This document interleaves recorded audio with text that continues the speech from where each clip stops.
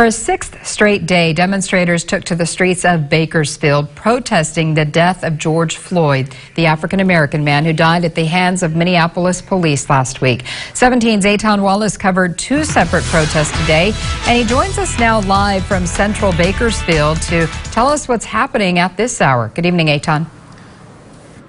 Good evening, Tammy. And for the most part, things were peaceful earlier, and we'll get to earlier in a moment. But first, I want to explain to you where we are right now and what we know. We are near the Arco at the intersection of California and Oak Street. Here, as you take a look over there, we have a number of police in protective gear at the intersection of the street. And just the other way, we have police looking eastward.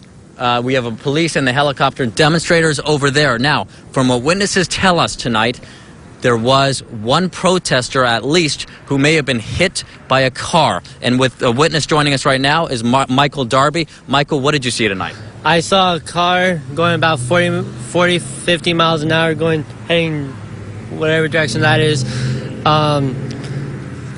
He was hit. He flew pretty high. I was taking pictures, and I saw that. He was conscious the whole time. He was breathing. Protesters began to circle him and protect him from everyone else, and then a bunch of other protesters ran after the guy that hit him, further back down that way. And so to be clear, demonstrators were in the street here on California, marching eastward on California, at which point a car came by and hit one of the demonstrators. That's what you're telling me? Yes, sir. And in terms of the status of the victim, the demonstrator who may have been hit, what did you see? And then was he taken away in an ambulance? He was taken away in an ambulance. I was first by a couple other protesters. He was breathing, which was good. That's about it. He blurry vision too. And in terms of the driver who you said drove into this demonstrator, what did you see about that driver? He was taken into police hands back there. Protesters did hit his car afterwards, and his windshield was smashed in because of the hit person. Michael DARBY, thank you for speaking with us. Really appreciate that. Now, this is a completely different scene than what we saw earlier. Should let you know that earlier it was a very peaceful protest. I want to show you some video of the first of two demonstrations from this evening. Around 6 o'clock this evening, roughly 200 people took part in this interfaith silent march beginning at the California and P Street intersection and ending at BPD headquarters. Organizer Pastor Oscar J. Anthony said his mission behind the Organizer Pastor Oscar J. Anthony, said his mission behind the march was to bring together people of all religions and backgrounds.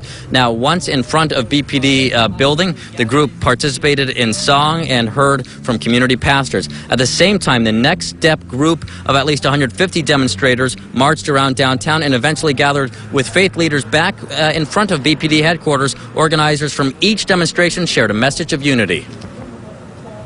We thank you for peace tonight. God, that bodies can come together and say, you know what? We might not all see things exactly the same, but today we are going to unite and say this, that we are in agreement that there needs to be justice in this world. We stand with the church as long as the church stands with us and the movement that Black Lives Do Matter, although we understand that all lives matter. But in this moment, they don't believe that Black Lives Matter.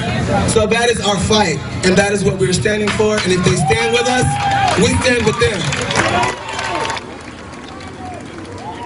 Now, of course, during all of this, Truxtun Avenue was blocked off between Chester Avenue and 8th Street. And back here live just literally seconds ago, police left the intersection of Oak Street and California Avenue. It is back open. In fact, you see cars going right by me. California open, and the demonstrators have since marched out of this area. But you heard from that witness we spoke at the beginning. One demonstrator tonight, according to this witness, hit by a car, taken to a hospital, but that demonstrator who was hit by a car was breathing, was conscious. We will follow up and try to bring you any more details as soon as we can. Reporting live in central Bakersfield, Eitan Wallace, 17 News.